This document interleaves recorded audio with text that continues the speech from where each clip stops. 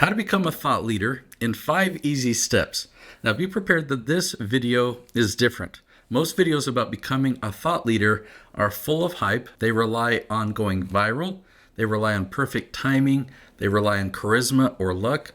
And none of that is repeatable. I systematically help experts become thought leaders every single year.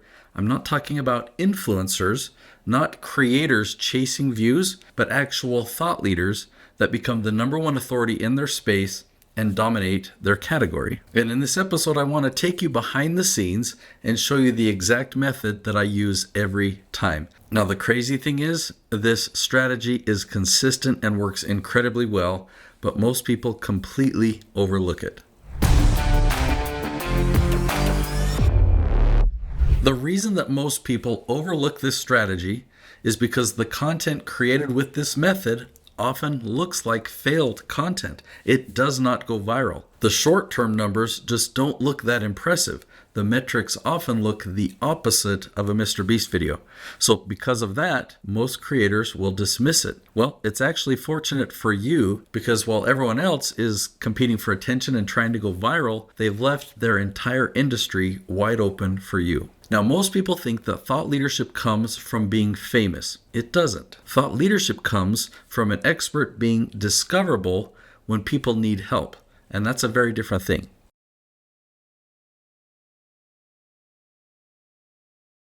The first step in becoming a thought leader is to develop a skill, but I'm not talking about casually consuming information. I'm talking about real expertise. And I usually talk about expertise in 3 different levels. So level 1 is knowledge.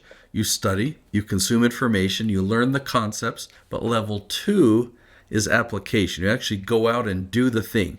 So this is talk the talk. This is walk the walk. You experiment. You fail, you adjust and pivot, and you figure out what works in real life instead of just what sounded good in a book. So that's where nuance is developed. Now, there's level 3. That's when you can help others achieve the same result. Now you can take somebody by the hand and guide them to success. So level 3 is the level where real thought leadership begins. A thought leader isn't just someone who knows something.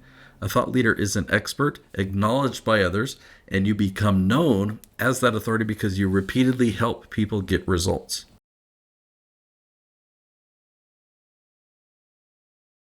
Now, the second step sounds obvious, but it's where credibility is actually formed. Your expertise needs to solve a real problem for real people. The experts I work with have businesses built around their expertise. So they sell coaching or consulting, they sell a course or some type of system or training, or they've written books. They help people achieve meaningful outcomes. So that's what's important, because thought leadership is not about self-expression, it's about transformation for others. Now, a lot of people try to skip this step. They start building content before they've actually helped anyone. So the content sounds good, it sounds academic, but when you've actually guided people to results, your communication changes. You speak with certainty, you understand the nuance, you know what objections people have, and you know what actually works. Trust is built much faster because your expertise has been tested in the real world.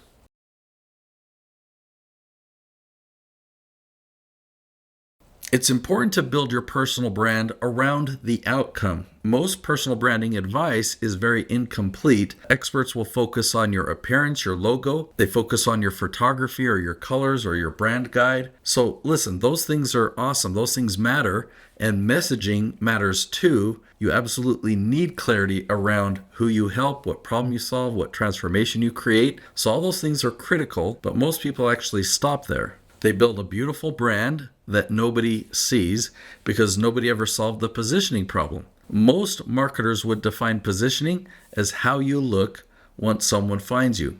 But I define positioning differently. I ask, where are the people finding you? This really changes everything, because if we can identify the questions that your dream clients are asking, and we know exactly where they are, they're on Google, they're on YouTube, they're on ChatGPT, they're searching for answers. And if you create content answering those questions, you can position yourself directly in front of them. So to me, that's real positioning, not just looking like an expert, but being found like one.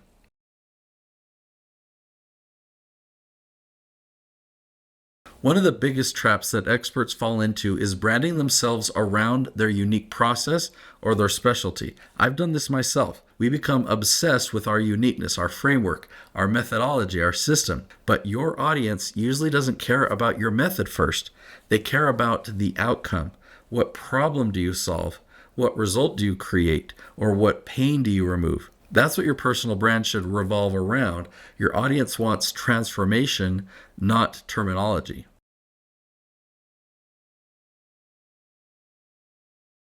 Once your branding and messaging are clear, you need a way for people to actually find you, and that's where evergreen content comes in. Viral content can get attention, but it doesn't necessarily build authority. You want authority with the right audience, the people who actually need your help, and evergreen content does that because it's discovered through search. The reason this works so well is because people continuously ask the same questions online, and when your content becomes the answer to those questions, it compounds. Now, evergreen content isn't what makes you look like a thought leader. Your branding does that. You still need the right photography, the right visuals, and you need the right messaging, but evergreen content ensures that your brand actually gets seen. Imagine you looked amazing, but you were standing alone in the middle of a dense forest where nobody walks. So that's what great branding without positioning looks like. Evergreen content moves your brand out of the forest and onto Times Square or wherever your audience gathers. So not just once, it's everywhere your audience goes. They go to Google, YouTube, ChatGPT, and they keep seeing you over and over. And over time, that repetition builds authority.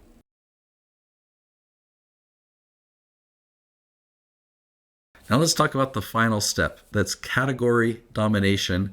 And I mean domination literally. Owning a category means your videos rank everywhere on that topic. There are hundreds of questions that people ask inside of a category, and you just systematically answer all of them. This is where small creators can beat huge creators because large creators are usually chasing views and they haven't needed to be tactical. But you do need to be tactical because you can't beat giant creators by copying their strategy. There's only room for a couple massive entertainment personalities in a space. But there are thousands of untouched questions they will never bother to answer. And when you answer those specific questions consistently, you build a fortress of authority so strong that even these massive creators won't be able to touch.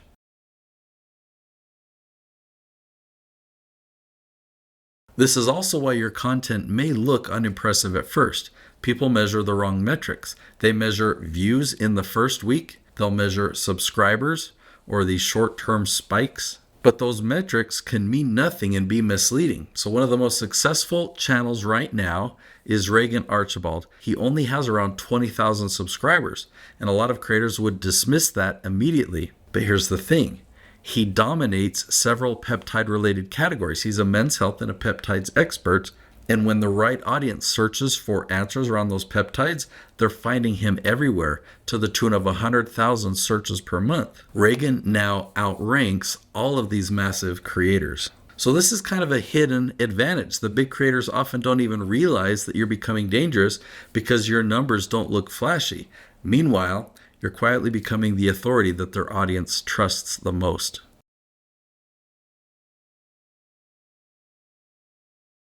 Thought leadership is not random, it's not luck, it's not reserved for celebrities, but it's actually engineered systematically.